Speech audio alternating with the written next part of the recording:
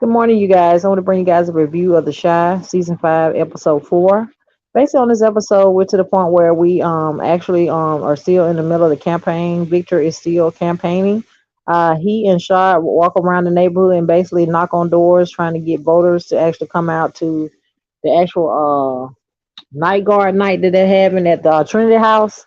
A lot of people are at first are not to the point they're responding to what he's saying. Finally, they decided they would come out. He has one particular lady he speaks to. She says that she does not have child care, so he tells her it will be provided along with food from Smokies. So everybody to the point they decide they're on board with coming out. Also, we're to the point where Rashad and actually him are speaking, and he basically tells Rashad that he's proud of him. He's glad he's finally gotten somebody he's trying to settle down. He basically lets Victor know he's proud of him as well. We get to the point where Lene is basically bombarded by a social worker who lets her know that her not only is her legal guardian, which her brother is not able to be guardian over her anymore. The reason why is her he was incarcerated. Basically, Lene is at the forefront because now they have to make a decision as far as whether or not they want Lene to remain at the house and will they become her guardian. In other words, her foster parents. Basically, they are to the point where they actually are discussing. They're saying that they do want to do it, but Kevin's mom is to the point she's very having a little apprehension about it. She's her partner lets her know that it shouldn't be a reason why they shouldn't want to move forward, considering that Keisha has moved out and that Kevin has shown, that he has grown as a person. So she said it's one of those steps they should be able to make. She says she doesn't have a problem with making the step. She's just a little shaky about the fact that their relationship is not on solid ground like it was in the past. So she lets her know that yes, they would consider trying to adopt Lene. Lene basically doesn't want to be a burden, so she and Kevin discuss in his room and lets Kevin know that if it's a problem with them, that she would try to get her own place. Kevin assures her that he thinks her mom might be open to the suggestion.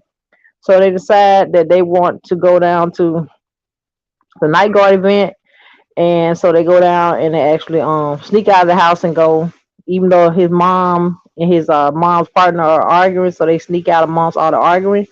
uh, Finally, they decide that they want to speak to Keisha about not Keisha, Lene about it. They go upstairs to try to speak with her. They realize Lene is not there, and also Kevin is gone as well. So they were to the point where they decided that like they said, Keisha's mom was like, "Ooh, they snuck out again." Her partner lets her know they will be fine. She said we said the same thing when Keisha left. I think it's one thing every time he leaves, she thinks that it will be a situation concerning Keisha. If you're not familiar with the Keisha situation, Keisha was kidnapped. She stayed kidnapped for 2 months until the homeless guy found her. And that's how she returned to the house. Basically, they get to the event. Everything's going good. Victor to the point where he makes his speech. Tiara basically does the bells and whistles. She basically, if you know what I mean, the bells and whistles, they are acting as though they are a couple. She thinks it's what helps. It's helping his campaign as well as his views on social media. He basically to the point he speaks. He does his speech and he ends his speech with letting people have questions. A reporter gets up. She basically asks him the question about Trinity House, how he feels that he can take, in other words, credit for everything. He basically lets him know he's not taking credit. That his girlfriend has decided to go home. When I say girlfriend, his ex girlfriend, the one who actually was considered the trans girlfriend. She decides to go home, so he said he takes over where she left off. He lets everybody know that he has not taken over to the point where he hadn't forgotten what she's done as far as Trinity House is concerned. He said he's just trying to step in and take it from there. Basically, Trinity House is like a actual little organization they created. First, it was to help women that were actually battered and abused, and now it's turned to I think where they're trying to help women that actually not only battered and abused, but they have drug problems. He basically had to bring his own mom there. She decides she wants to come and get clean, so he helps her in the process. Also went to the point where we find Karen, who's to the point she actually has a facility as well. So I guess she's partnering with him on Trinity House and helping him out. Duda to the point he decided he wants to come in and basically as I say take over. He decided he wanted to bring Roslyn on his team. Roslyn, if you're not familiar, that is his ex-wife. He decided he wanted to bring her in on Karen's territory. Karen lets him know that she created Rock out of in memory of her son. he lets her know the reason why he has to bring his ex-wife in is because she wanted him to click to actually get Victor on the campaign trail, but he had to do some work as far as trying to get his name uh cleared, as they say in the streets. And he said Rosin was the one that had to do it. So therefore, he feel like he got to bring Rosin on board to help her with the so-called rock organization. And not only that, she wants to be considered a partner in the situation. At first, Karen was to the point she didn't want to deal with it. But when he told her what the terms were, he basically told her that if she didn't go along with it, she will be fired. She was like, "How can you fire me out of something that I created?" He basically lets her know that he's basically made plans with the devil, which is Rosin. He decided that he got to make it right. So they decide they want to play nice. So Rosin comes in, she gives Rosin the file, lets her know what the procedure is, and I guess they're gonna play nice and go from there. Victor and the reporter get a little cozy. He basically speaking to her about different questions. Like I say, he asked her a question about the actual girlfriend, and they basically get to speaking. And then after the actual campaign questions were over, they spoke amongst themselves as they were preparing food, and they basically was to the point they was talking or whatever. And I think it's one of the things where it wasn't even about questioning anymore. I think he felt like he was a little attracted to her. Once she was about to leave, he wanted to, like he told her, he said, "How can we keep conversation going if I don't have your number?" She was like, "Well, I know you around on social media." He was like, "Well, basically she gave him the phone and he put his number in, and that's where they went from there." They said they would, I guess, have coffee or something like that. I think one thing he attracted to it, he's basically trying to keep it going and he wants to take out on a date. I don't know how that's gonna go considering that he's supposed to be with Tierra, so I don't know how that's gonna plan out. We gotta see. Basically Rashad pulls Victor to the side. He tells him, "How could you be coming on to somebody else when Tierra is here?" He basically lets him know that Tierra is not his woman. That's just something that they doing for the campaign. He told him, he said, "You don't have to be lying to these people in order to become candidate. You have a good chance of becoming a candidate. You can be truthful with the people." He's one of the things he told me. He said, he gonna go along with it because people are depending on him and he has to do what he got to do. I think one of the things where he thinks Tierra is what's gonna get him in the office, so therefore he gonna ride it out until he can't anymore. So we're to the point where we also get up with Gemma. Gemma to the point where she's basically coming to a dilemma, but I'll get back to that. Her and Maisha was to the point they were taking ACT, SAT tests. Maisha completes her. She realizes that Gemma left, so she meets Gemma in the restroom. She asks her, did she complete her actual test? She tells her no. She says why. She says basically she doesn't know whether or not college is one of those things where she's going to consider. Maisha lets her know with her backstory that she has to consider it. Most important, she says she got to make something out of herself because her mom has other mouth to feed. So therefore, she's gonna try to do what she got to do to get on her feet and get out of her mom's house. And like she told her specifically, she said if she hadn't finished, she knew her mom would have killed her. So I think one thing where Gemma is basically showing, like everybody's saying, they label her as the rich girl. So she's kind of showing that, and not only that, she's showing that she actually is spoiled. So fast forward, Gemma actually no, Jim Amaya asked Gemma does she want to go and get something to eat. So they decided they did want to go get something to eat, and they met up and they went to Smokies. She meets Papa there. Papa takes her order. He basically lets her know that she wants the regular. She was like, "You remember Papa?" He's like, "Yeah, how could I forget?" So Gemma to the point she decided that she wanted to order all special, as they say. She told him that she's not on dairy anymore. Do they have any vegan mac and cheese? Papa was like, "No." Then she was like, "Can I get the hot sauce on the side?" Maya was like, "How in the world are you gonna ask for hot sauce on the side?" So we get to the point they realize they argue. And next thing we get to is Maisha is basically going to like a little rap show.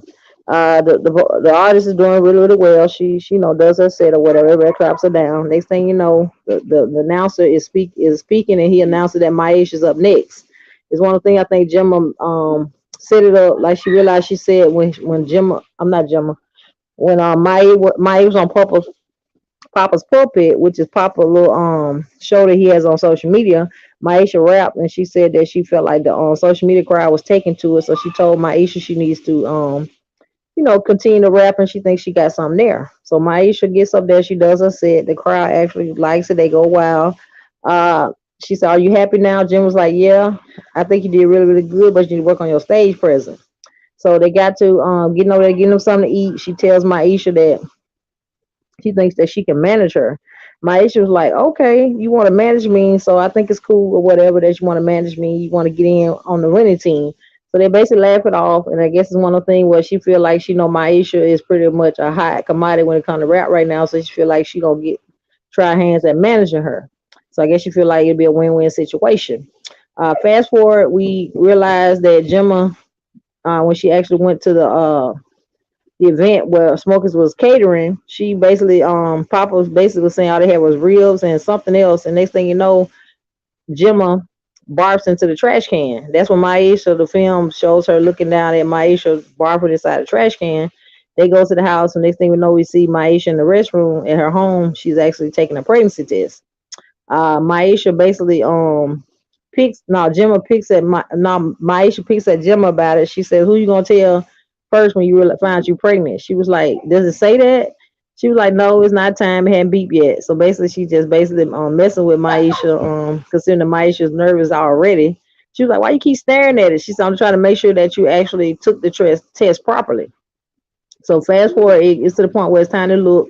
She basically leaned down and she gets Gemma's hand. She told her, "You can hold my hand for support." Gemma finally gets the nerve to look at the test, and if I guess she says out her own words, "Fuck." So I was like, "Oh my god!" I realized what's going on now. She actually is pregnant. She confirms it. Next thing you know, they have a conversation in the living room, and she was like, "What should I do?" She said, I'm sorry." Gemma said, "The first thing you need to do, you need to tell Jake." And she was like, "What do you think he gonna say?" She said, "Well, Jake seemed like he a stand up type of guy, like he gonna, in other words, take care of his responsibility." So I guess that kind of gives Gemma the footing she needs to basically have a conversation with Jake. Fast forward, they actually it's school day. Jake picks her up. She basically tells Jake they need to have a talk. Jake gives her the look like he doesn't know what's going on, and they're to the point where I guess they're gonna have a conversation about the baby, but the camera to the point it leans off and goes to another scene.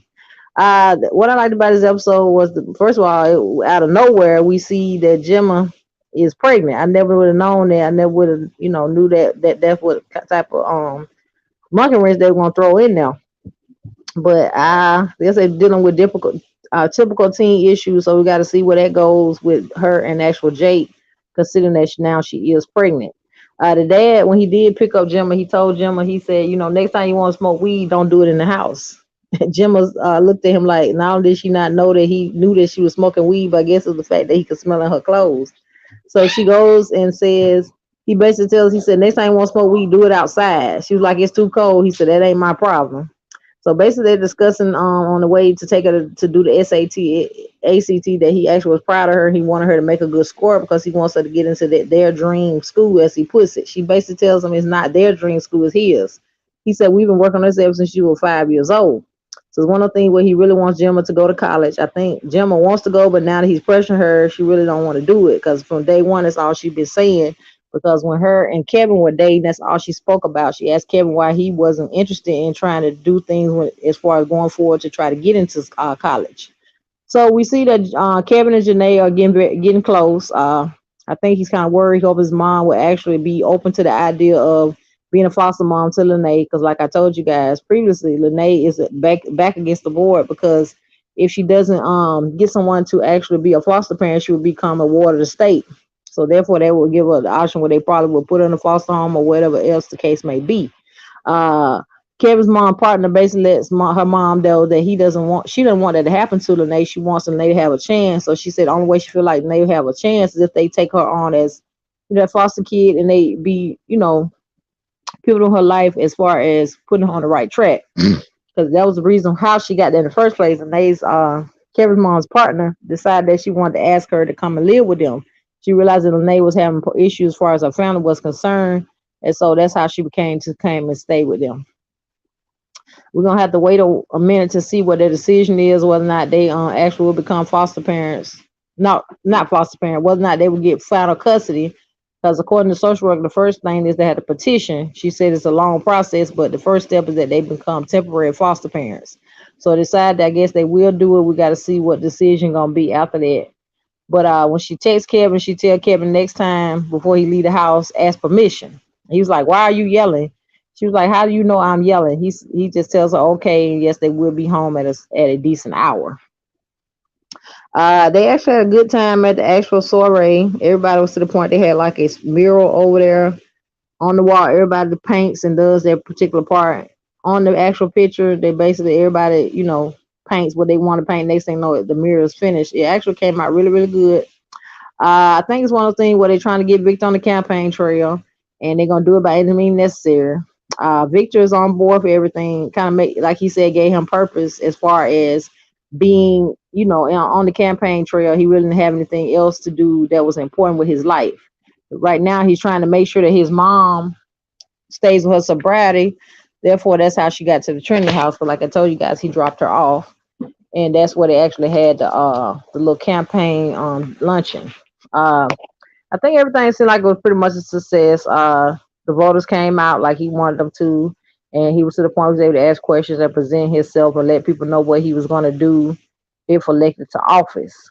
I think in this aspect, this really looks good on him to actually be running for office because the previous we've been known Victor, we're not gonna say the villain, but he's been doing a lot of street type activities.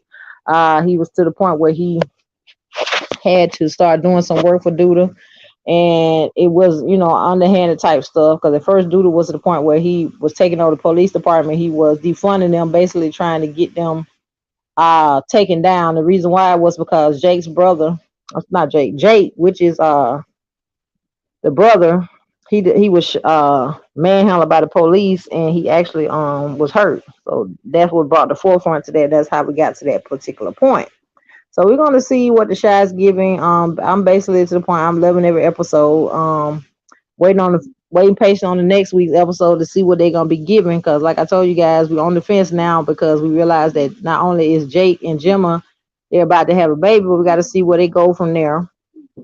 Also going to see how the Lene situation works out, whether or not Kev's mom and her partner decide to become foster parents for her, and she actually can stay in the household.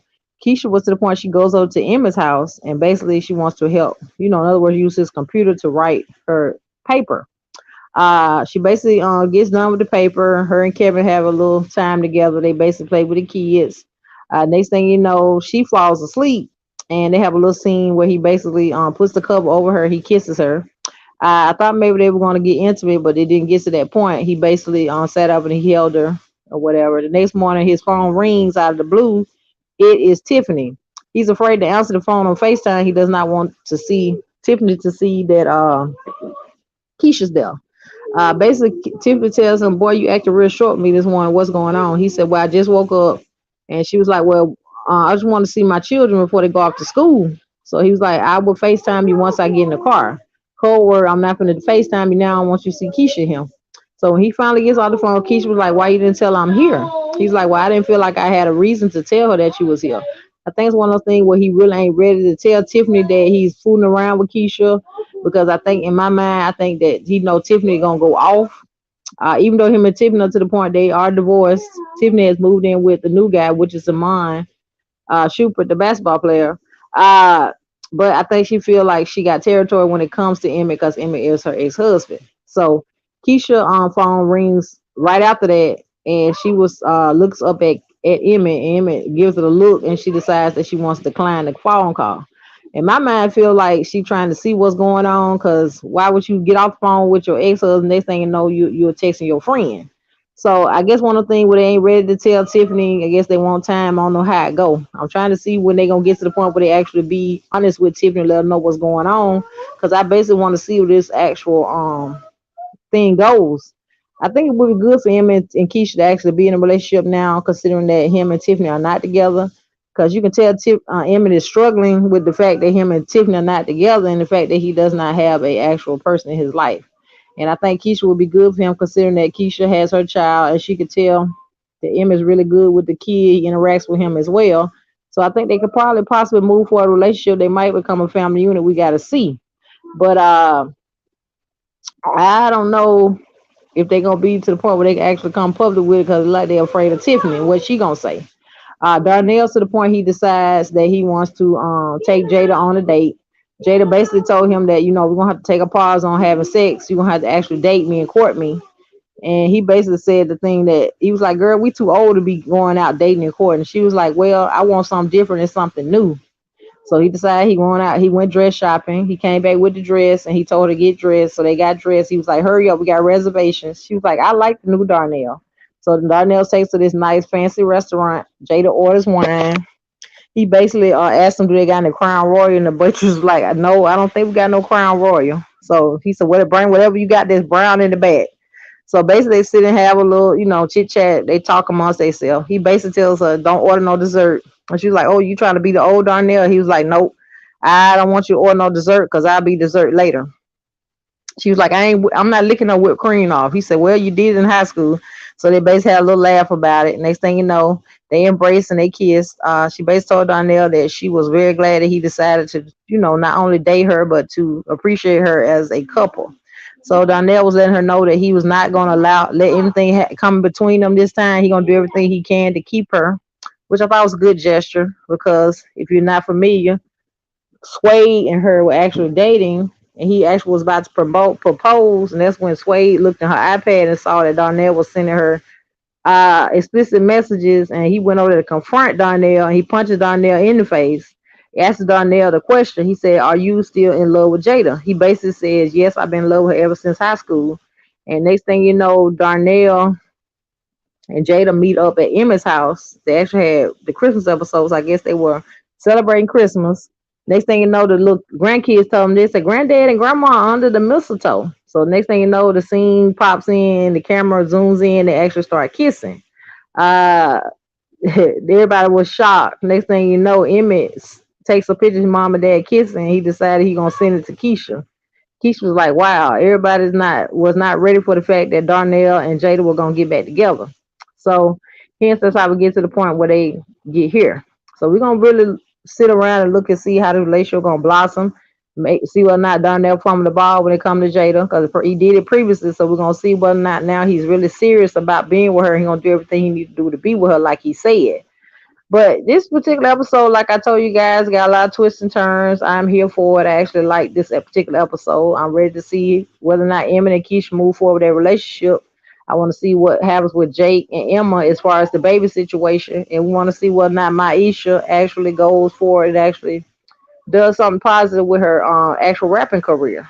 But like I said, everything is cool. I also like the fact that Shy basically look like he's in a healthy relationship with his new lady.